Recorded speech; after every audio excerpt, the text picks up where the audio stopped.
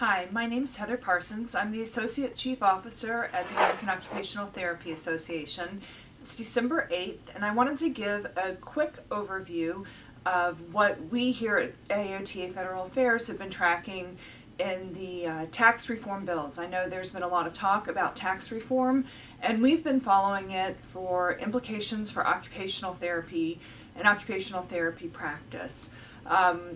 A couple of key items that I'm going to touch on are changes to the individual mandate under Obamacare, changes to student tuition assistance and how that's treated under the tax code, some of what we're following with changes to SALT or the state and local taxes, out-of-pocket medical expenses, effects on small businesses, and also some of the effects that we may see as a result of increasing the deficit should that be the final result of tax legislation. So to give you a sense of where things stand, the House and the Senate have each passed their own version of a tax reform bill. The two of them have both voted to go to what's called conference, where a group of senators and a group of House members sit down together and come up with a final bill that both the House and the Senate will then vote on. Should both bodies vote on this final bill, then it gets sent to the President to become law. So the first thing that we've been monitoring are changes in the Senate bill, which would repeal the individual mandate under Obamacare. The individual mandate is the part of Obamacare that requires that everyone have health insurance. There has been an analysis that if the individual mandate is repealed, fewer people will have insurance. This would be both because some people elect not to have insurance and also because there's expected to be a 10% increase in premiums as a result of this policy, which would make insurance unaffordable for some people. This provision is in the Senate bill. It is not in the House bill. We would prefer to see it not be included in a tax bill, but should it be included in the tax bill, there has been promises of passage of what's called the Alexander Murray bill, which would help patch and stabilize the marketplaces and make sure that those individual marketplaces are stabilized. So should a repeal of the individual mandate go into effect in this tax bill, we want to see immediate action on efforts to stabilize the marketplace and other pieces that would help sort of mitigate these cuts. So that's the first thing that we've been paying close attention to. Another piece that we've been paying close attention to is how student tuition assistance is treated under the bills. In the House passed bill, student tuition, different parts of student tuition assistance, including interest on student loans, money that you make through tuition assistance or through work study, or through, if you're graduate assistants and you get a tuition waiver, that is currently not taxed as income.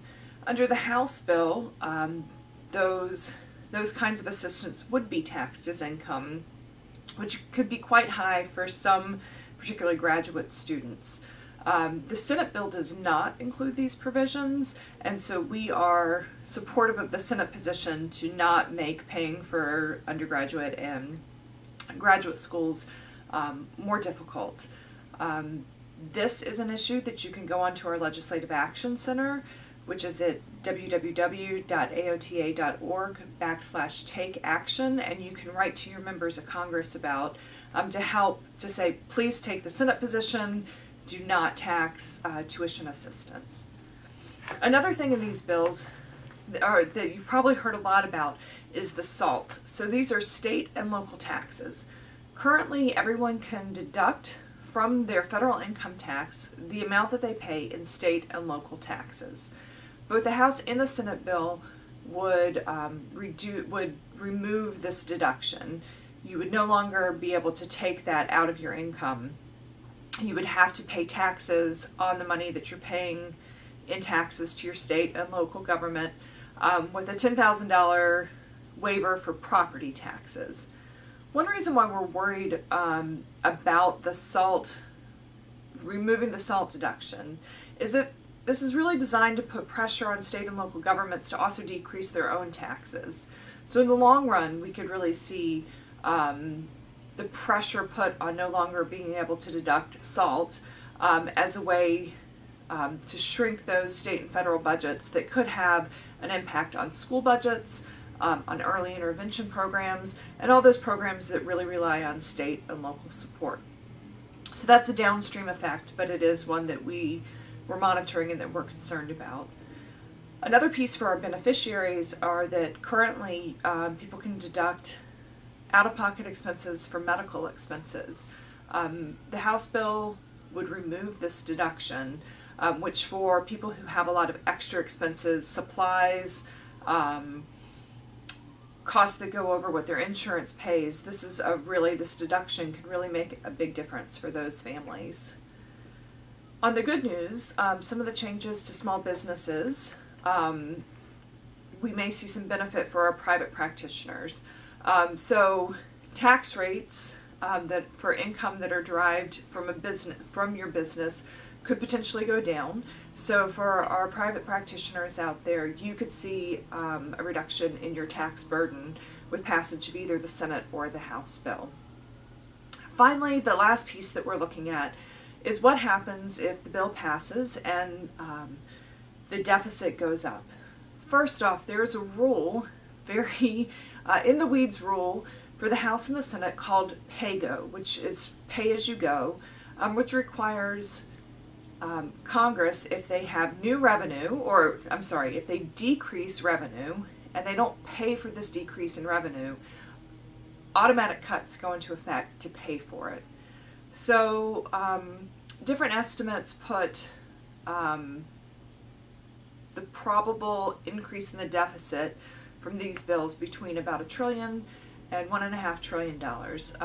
There are a few estimates that go as low as $500 billion. But let's take $1 trillion as sort of the average of what most estimates are saying. This would be $1 trillion increase to the deficit over 10 years. Well, that would trigger an automatic cut to programs, including safety net programs and Medicare, that are sort of across the board. They're applied across the board. Medicare can only see a max of a 4% cut, which would be about $24 billion in Medicare cuts per year.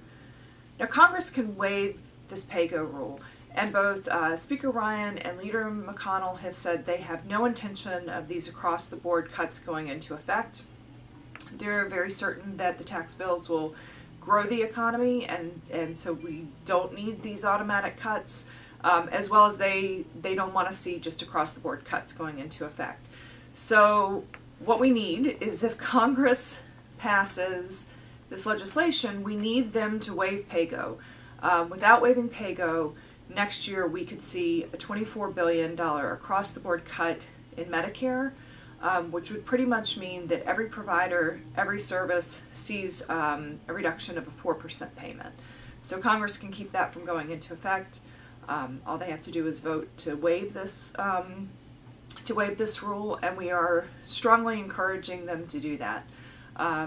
If they want to cut Medicare, it needs to be in a strategic and planned way, not in just, not using a hatchet instead of a scalpel.